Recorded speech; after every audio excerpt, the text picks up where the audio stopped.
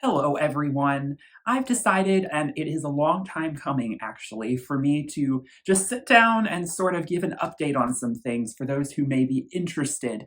This video, as I said, is something I have been actually wanting to make for quite some time, as I have quite a big announcement, again, for those who may be interested, of a project that I have been working on for actually the last 3 years.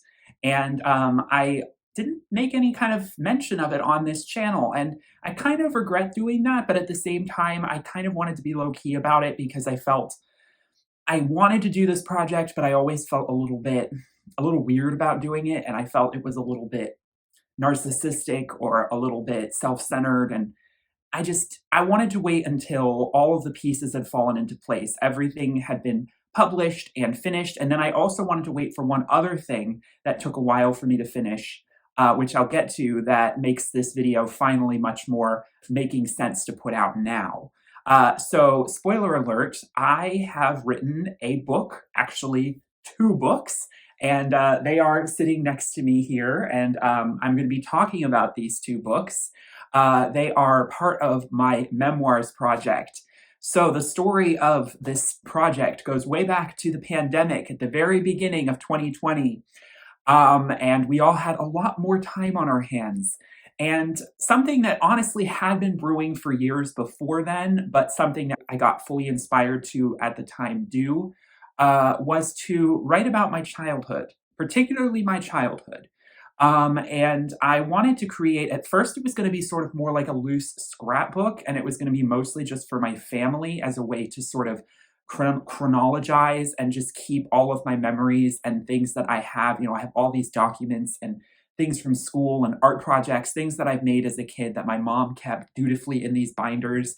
And I also had all these family photos and home videos and all of these things. So I really was fascinated with the idea of chronicling my childhood, seeing what memories that I could uncover.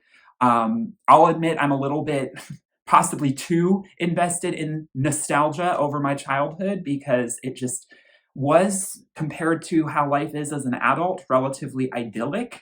I think we all can relate mostly to that. I mean, unfortunately, not everyone can due to serious circumstances that might have enabled their childhood to not be as nice as their present situation is.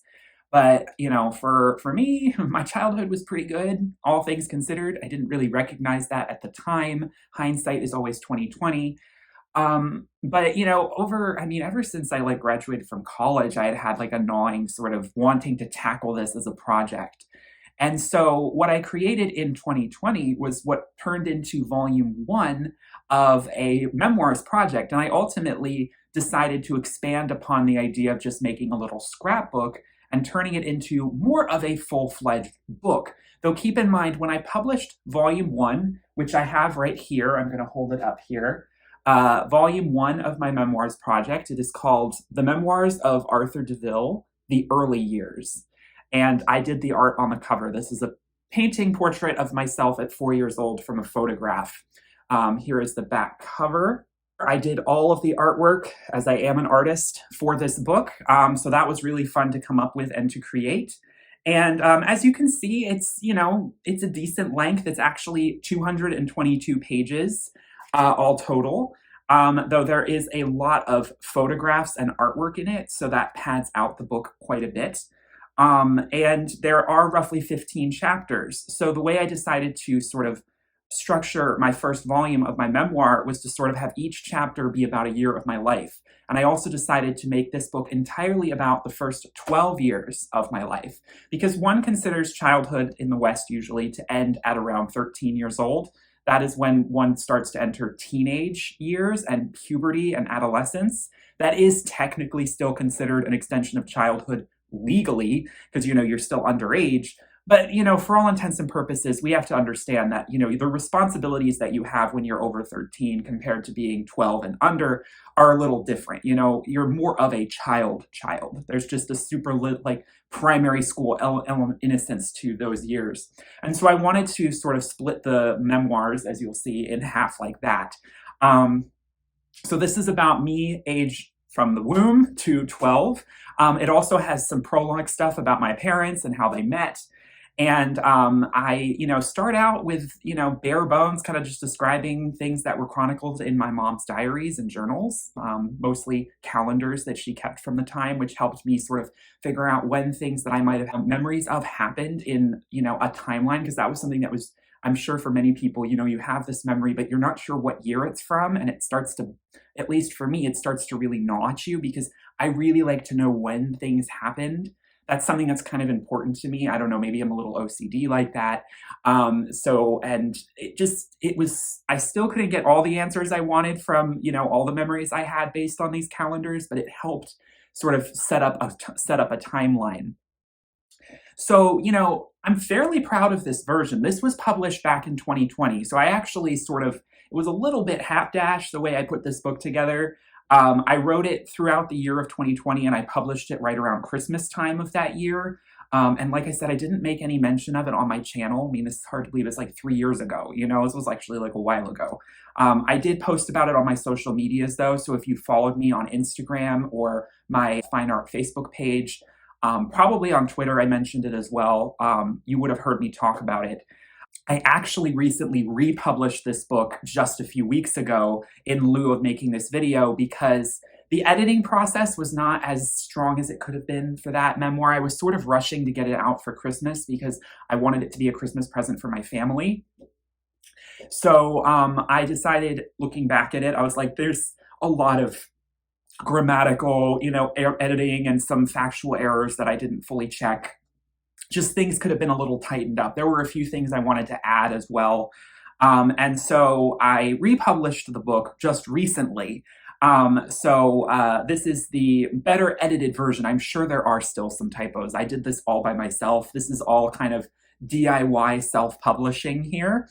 I use blurb.com. It is a book publishing company that usually is a little bit more geared to photo books, but they do have trade books as an option for publishing. I used them in college to publish some photography books, so it was just in my mind at the time to continue to use it. I've used it in the past and had good results.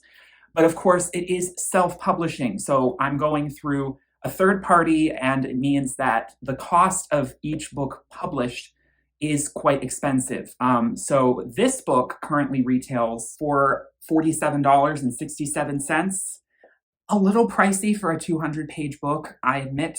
Wait till you see how much this one is. That's double the length. But there is a PDF version of this available only for $9.99. So a little bit more of an affordable way to get this book as sort of like an ebook, if you wish to download it that way. And that way you still get all the pictures, all the content. But yeah, the physical copies are kind of pricey. And so that's going to lead me into talking about the next part of this project. But I want to talk about volume 2 first before I get into it. So we have volume 1 here, as I said, which I published in 2020, recently republished in 2023. But I knew I wasn't going to stop there. In 2021, I began work on a much more monster book. And this is the book that is much more recently finished and published. I published this book officially in the fall of 2022, and it took over a year to write. It took almost 2 years. The editing process was a lot more intensive. I still probably have some editing errors in here, but I feel a lot better about this book than I did when I published this one initially. I also just spent a little bit more time wanting to actually craft. This book is called Teenage Dream Catching, by the way. I'm going to show you a little close up. I'll put some more, video footage that doesn't have the glare. I wanted to put a lot more effort into making this a bit more of an actual, not like a book instead of a family scrapbook. The first volume is a lot more chronologically listing events that happened, A, B, C, so and forth. And I try and talk about, my memories of those events and the emotions that came up and how I process them today. But especially in the early years, there's not as much to talk about in terms of relevancy for my life today and the things that I'm currently thinking and dealing with. Once we get into the teenage years, things get a lot meatier. I obviously have much more, I have obviously so many more memories of the ages of 13 to 20. So this actually only covers 7 years of my life, even though the book is twice as long. But that goes to show just how much more goes on in your teenage years. They are a very turbulent time. And this was the book I was almost more excited to write once I'd finished this one, because I just really wanted to dive into particularly high school. I probably gave a little too much tea. And I do wonder if down the road I may have to edit some things out. I am obviously not very well known. This book is not going to be selling on many major retail sites. So I don't feel too bad about people from my high school reading this or even knowing it exists. But at some point, maybe there might be one or two people who might be like, Arthur, you could have asked me before you started writing about me in this book, because I only obscure certain names, but not everyone. I wanted it to just be also for my friends and people who went to my high school as a bit of a sort of, reunion celebration of memory of that time. But I, of course, also talk about, middle school. I also talk about college. So this book goes up to my 20th birthday. And so college is usually sort of split in half because you turn 20 around your sophomore year of college, which was the case for me. So college will be finished up in volume 3. Yes, I am planning a volume 3. By the way, here's the back cover. Actually, a bunch of these drawings are actual drawings I made in high school that I doodled on my notebooks. And I scanned them in. I kept them all this time and put them on the cover and back cover of the artwork. And again, I made all the artwork in this book. So, there's lots of drawings, stuff that feels kind of relevant to what I wanted to show for this time of my life. There are also photos. There aren't as many photos in this book as there are in my first volume, but there still are also quite a bit of photos, especially of travel, places I got to travel as a family. I got to travel to so many cool places growing up, so I definitely loved talking about that, especially for reflecting for my own family. Again, in writing these books, I view it as if you're not from my family, you don't have that close of a tie to me, you might just skim through it. And I tried to, this book is structured differently. Instead of structuring this book based on one chapter is about an entire year of my life, I made it more thematically structured. So it is still chronological. It starts out at 13 years old and ends with 20. But I also make each chapter about a certain topic. So for example, senior prom has its own chapter. Entering high school has its own chapter. Certain vacations that I went on have their own chapters. It's a little bit more, that way you can sort of pick and choose which chapters are more interesting based on the title. There are quite a few chapters, some of the meatier chapters of this book have to do more with me sort of starting to process and deal with mental health struggles. And so not so much on this book, but there is a little bit of it in there because I did have some mental health issues when I was 12 years old, which I talk about in this book. It comes up in a big way when I get to college. And so there's a lot of stuff in here about dealing with anxiety, dealing with depression, but not knowing the term depression or the different symptoms of it at the time. So you don't really know how to deal with reality in the way that most people seem to be able to, even at, such a young age. There's also a whole lot about being just a queer, gay kid growing up and being very shy, being very introverted, not feeling like you fit into any particular mold, really questioning who you are, especially in high school. Someone who isn't exactly a party person, but having to feel like everyone is forcing you to be one. Like, these are topics that I feel like people who can relate would really resonate with. And so I wanted to write this book as sort of a light for them, whether they've already gone through it and they're just nostalgically thinking back on it, or if they currently might be dealing with some of these things. I wanted to write this book to sort of, and the future book that I'm going to write, which is going to be about my 20s. That's going to be volume 3, that are going to be hopefully helpful to people to feel seen going through similar struggles. I also grapple with religion in this book because, as you grow up at this age, it's about when you start questioning spirituality and stuff. 17 was a big age for me, and there's a huge chapter about it called The Awakening. It's one of my favorite chapters in this book. I also talk about music and my falling in love with music. Now, I talk about music in this as well, like the types of music I listened to as a child, what my parents played in the car, which was mostly what I was exposed to. I wasn't exactly looking for music on my own, even up till the age of 12, which is kind of late for most people. Most people start looking for music when they're a little younger than that. But I didn't really start until I was a teenager, and I got my first iPod, which is sort of at the advent of my teenage years. And so I talk a lot about the music and the music that came into my life and what my favorite songs were at the time and how my music taste has kind of, the foundations have been laid. It's all back in this time period of my life. So if you follow my channel and you know the artists that I like to talk about, like Björk, Curly, for example, I have a whole thing about these artists, a whole chapter about them, how I discovered them.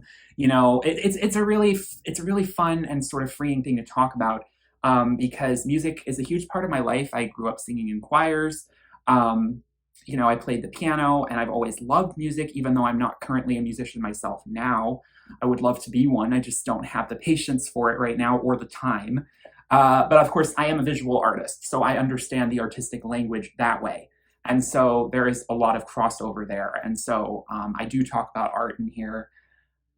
Just so much to unpack. It's really, I'm very proud of this book. It was a doozy to write. It was a doozy to edit.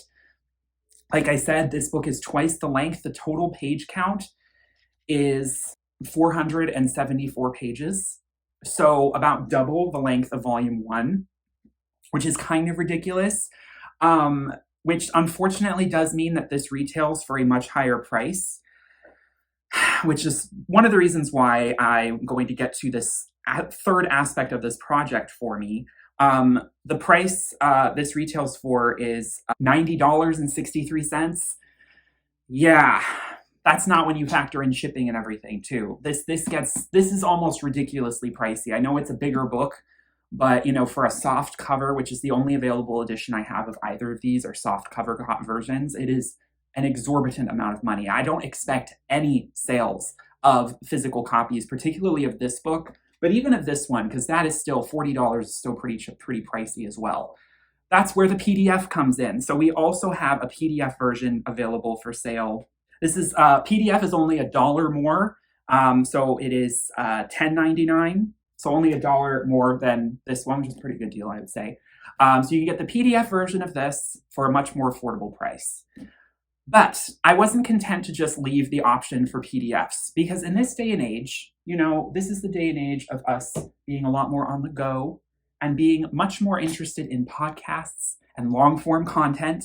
Well, in some regards, I think long-form content is definitely struggling on YouTube and video. But in terms of, driving or working, having something on in the background, the idea of doing an audiobook was something that really appealed to me. But I always thought, how can I record an audiobook by myself? Well, I went and did it. I created my own DIY audiobook version of both Volume 1 and Volume 2, and they are now for sale. That's what I was really waiting for before I made this book announcement, because I could have announced that this book was published along with Volume 1 months ago, but I wanted to wait until I was finished with the audiobook so that it would be listed for sale, so that I can announce that. I went through a bunch of different options for how to sell my audiobook. I considered Audible, but the problem with Audible is that you need to really use professional sound recording equipment and sound editing engineering. So the audio levels have to be at a precise hertz level. There can't be a lot of peaks and there can't be a lot of valleys. It's a really specific kind of audio file that they are looking for. And, I didn't want to create a terrible audiobook. I didn't want it to be recorded horribly, but I didn't have access to anything other than a, $50 microphone and Audacity on my MacBook that I connected it to. So what I did was I just recorded using Audacity my narration of these books, and then edited it in iMovie. Like, I did it in the most DIY and cheap way possible, and you can tell to a certain degree. Now, I would argue that the audio is pretty good. There aren't really any issues with it, except there might be a couple areas where, you can hear slight background sound, because I just couldn't get everything out of there. It's really hard when you're not in like a sound booth. There's like tiny little sounds that come in here and there, but honestly, unless you have the volume up pretty high, you're probably not going to notice them. And I figured people don't really care about that kind of thing. People more care about, how do you speak? What's the intonation? Is this pleasurable to listen to? And I tried my best. I'm not saying I did a phenomenal job at recording my own audiobook, but I tried my best. I tried to have the pacing of it be right. I've listened to a lot of audiobooks myself, so I was mirroring it after audiobooks that I had heard, how they spoke, the breaths and pauses that they took. Again, there might have been times where I hurried a little too much, or there was a little too much of a gap or not enough. Again, it's hard, especially with volume 2. This ended up being a monstrous file of MP3s. So the way that I ended up selling my audiobook is through a site called Awesound, which is sort of a DIY self-published audiobook site that you can download MP3s of each chapter of the memoir, which I recommend buying in bulk. Volume 1 is $10 to download the MP3, and Volume 2 is $16, which I felt like I was a fair price. I do, have to add a markup because they take a lot of profit. Same with Blurb. I'm not getting all of this money. I'm not getting all this money from these ridiculous price sales. Anyone who's sold through third party, self-published knows this. But it's a much more affordable price for someone who would like to listen to the book, experience the book, without having to break the bank purchasing a physical copy. There are some audio sampling, so if you want to test out the audio on the site, it's awesound.com. And then search my name, Arthur Deaville, on the site. My 2 books will come up for you. And like I said, you can purchase all of them as MP3 files that should be able to be played anywhere. Hopefully that won't be a problem for anyone, whether you have a PC or a MacBook. I made sure to make them just standard MP3 files. Again, the audio quality isn't, immaculate, but it's the best that I could do with what I had, and I really did try. I really tried my best to make it as professional sounding as I could. Maybe one day, if I have the money and resources and the demand, I might have it more professionally recorded. Now, of course, I would want to re-record it myself. I think memoirs read by the narrator are the best form of audiobook for a memoir. I wouldn't want anyone else to be reading my memoirs anyway. So I would, of course, want to be in, and I am the narrator for the entirety of both volumes. And so I hope that if anyone is interested, they might check out the audiobook versions. And then if you also are interested in a PDF version, you could get one or the other or both. Because the PDF, the plus to that is it does have the pictures, especially in Volume 1. I don't mention that there are pictures, but I do give a little disclaimer that you are missing out some on the picture stuff. The pictures are not 100% relevant to understand the story, but they help it. They're an added bonus. Plus the artwork that I have committed, that I made for the books and stuff. So, I would recommend the PDFs as sort of a supplement to that. But, if you add the PDF costs and the audiobook costs, it's a lot more reasonable of a price than it is just paying for one physical copy of either of these books. So I wanted to make sure I had this available, and I wanted to make sure before I went live on YouTube broadcasting about it, that all of these things were available and for purchase. And if you have any questions about, purchasing these things or downloading them, you can reach out to me, through Instagram, or you can send me an email. I'll have my email listed in the description of this video. I'd be more than happy to help anyone. Let me know if there are any issues with purchasing from any of these sites. Blurb has been pretty good, though there was one time I ordered a copy of Volume 2 from Blurb that I wasn't happy with, but they were able to give me a total refund, so they were very good about that. Blurb is usually pretty good about sending things in the right, format, but this one time they did send things a little weird, like the book was not cut and cropped the way it should be. But that is one time out of many that I have ordered from this company. And like I said, if you have that problem, you send them pictures, they will give you a refund for it. They are very good about that. So I wouldn't worry about, Blurb quality control here. And yeah, I'm really excited about these projects. I'm a little, I don't want to say ashamed, but, I'm so young. I just turned 30 and I already have memoirs published of the first 20 years of my life. And the crazy thing is that with all of this text, I'm not even talking about my 20s. I'm not even talking about the last 10 years of my life, which, now that I just turned 30, I'm looking at creating Volume 3 for. I decided once I created Volume 1 that after Volume 2 ended at 20, that I was thinking I would go with each volume being one decade of my life. Now, I may in future years combine the 40s and 30s or 40s and 50s. I don't know. I may just not continue with the project at all. The book I do want to create is the one about my 20s, because I have so much to say about my 20s. And now that I'm 30, I can fully write about it. And so I am going to start working on it. And don't expect that memoir anytime soon. Like the earliest it's probably going to be published is 2025 or something, like 2 years from now, because it's going to be just as long, if not just a smidge shorter than volume two. And I want to take my time with this. Plus, I got a lot of other stuff I got to work on and deal with. You know, I got I got to deal with other real world things too, besides just spending all this time. You know, I was writing these books like late at night, you know, between doing all these other things. And it did take a long time, but I'm actually kind of impressed how quickly I got them done despite, you know, having to work and do other things and keep up with YouTube, obviously. Though I know I haven't been posting as much lately. And that was the one other little thing I wanted to add. It's an addendum to this video. Yes, I have been working on these books, but that's not the only reason I haven't been posting as often. The truth is that, and I've said this in community posts on YouTube, but I've never said it up front on this channel, I started to kind of fall out of love with doing album reviews. Around last year, it really started to hit me, but it had started to hit me in the pandemic. 2020 was the first year where I was kind of like, I'm not sure about doing this anymore. You know, I've been doing this since 2017. It's been exactly 6 years since I posted my first album review on this channel. And I've done, you know, over 100 since. I think like 140 album reviews. Plus, I've done tons of tier ranking videos, countdown videos, track reviews, all kinds of stuff. And the truth is that the videos that I'm more interested in continuing to make are more of the countdown and tier ranking content videos. They are more long form, which, looking at the, you know, landscape of YouTube today, it does make me think, gosh, you know, if I want to grow my channel, this isn't probably the smartest move for me. You know, my track reviews were shorter, even though, you know, me and my album and track reviews were never short. I don't make short videos on this channel. We all know that, right? But, you know, the shorter videos are the ones that are more likely to get views. These long form, you know, hour and a half, you know, tier maker videos are not going to get as many views and clicks just by the sheer length of them. But you know what? Let's be honest, I'm not really doing this for the money because you know, I don't have enough subscribers. I don't have that kind of resource, you know? I mean, I'm not really, you know, this is still kind of just a hobby for me. I'd love for it to be more of a source of income. Don't get me wrong.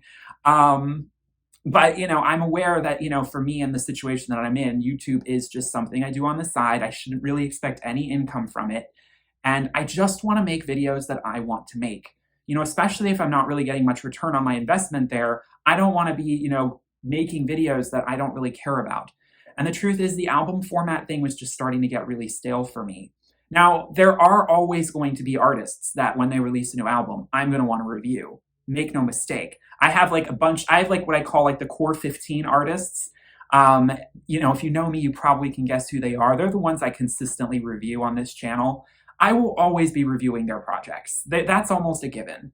But the other artists that I used to cover that I don't anymore, unfortunately, maybe they're an artist that's covered by a lot of other YouTubers, so I feel like it's like me just adding my 2 cents is kind of, I don't know, you know, that's how I felt about the Beyonce Renaissance album. I'm like, the world doesn't need my Beyonce review. You know, it's not like she needs more exposure. I'd rather promote artists that don't have many people talking about them on YouTube.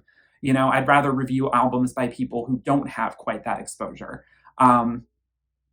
You know, and also just generic pop music is something that I don't really feel I have that much to say about anymore. I used to sort of try and search for deeper meaning within it, but now I'm sort of just like fully accepting that it's vapid and kind of meaningless and just fun. Or the meaning is just not worth dissecting in a video like this, like in a long form analysis video.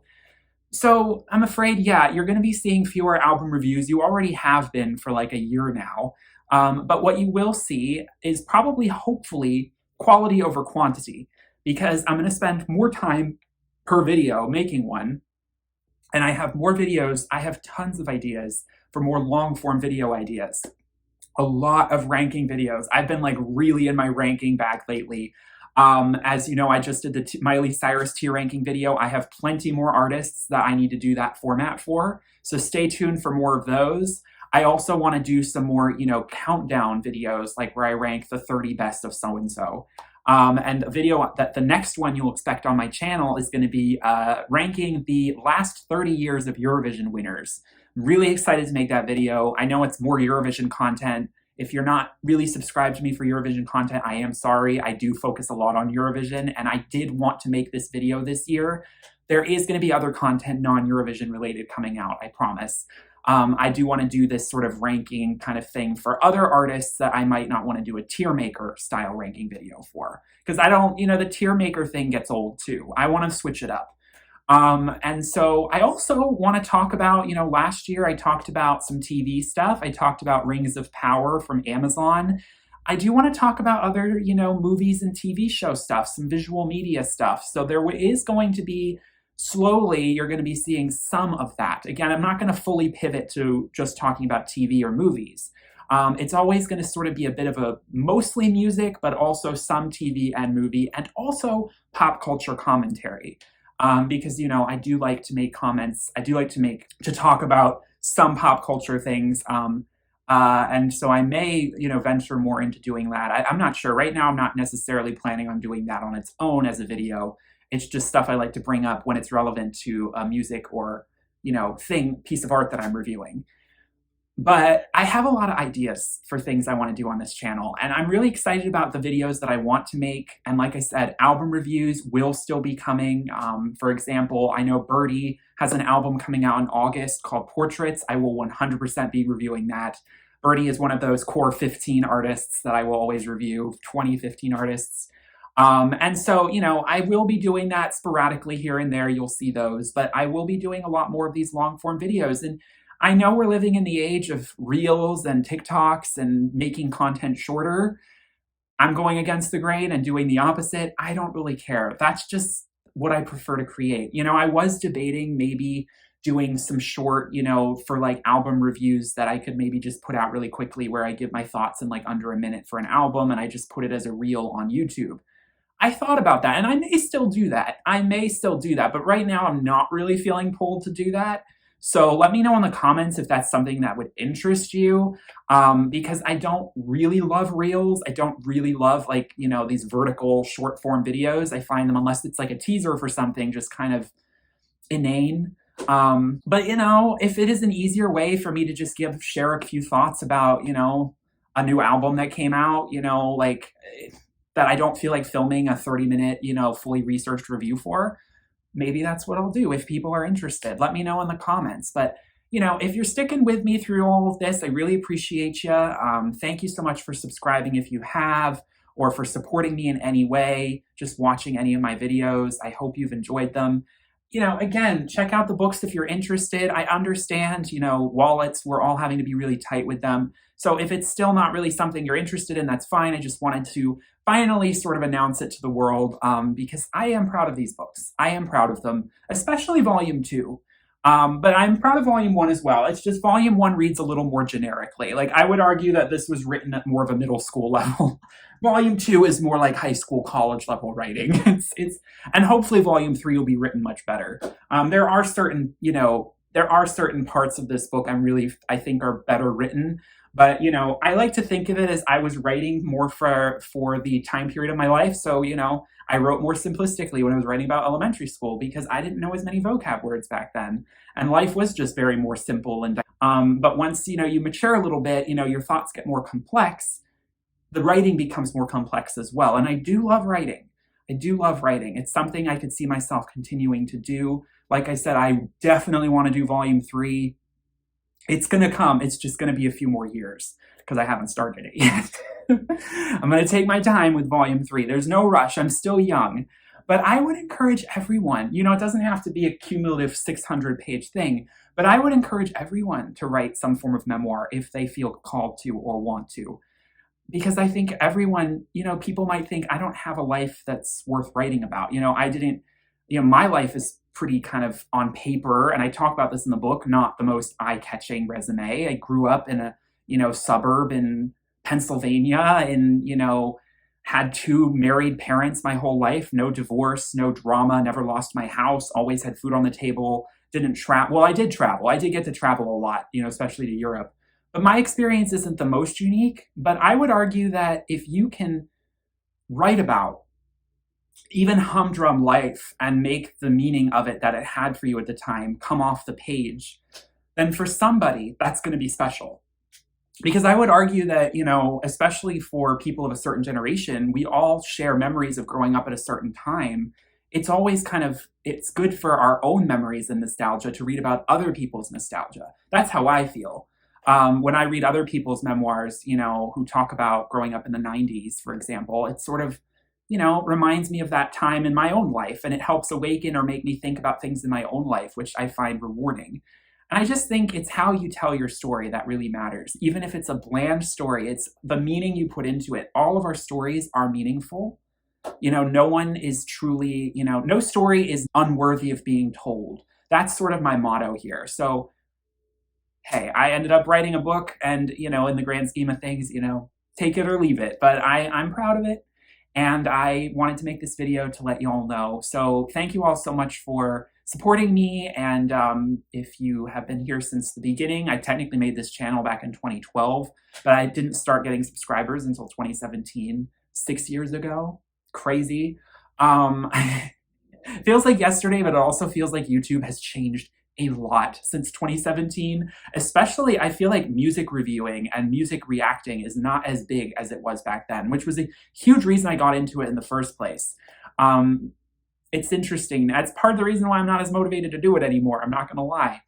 But yeah, I really have enjoyed this project and creating this sort of documentation of my life that'll always be relevant. Some people wait until they're in their 60s, 70s, 80s to write their memoirs. I decided to write the early stages of my life just in my 20s. Why not? It doesn't really matter. It actually makes sense to do it when you're younger because you remember more. But again, a lot of people don't have the time. And, I'm amazed I found the time to do this, but I just really wanted to. Thank you all so much for watching. I hope you all have a wonderful, blessed day. Lots more video content coming this year. But like I said, quality over quantity. There's going to be not as many videos, but there will be big videos. So thank you all so much again for watching. Please give this a like and subscribe if you're new. And I will see you all in my next video. Peace, love, and light. Bye.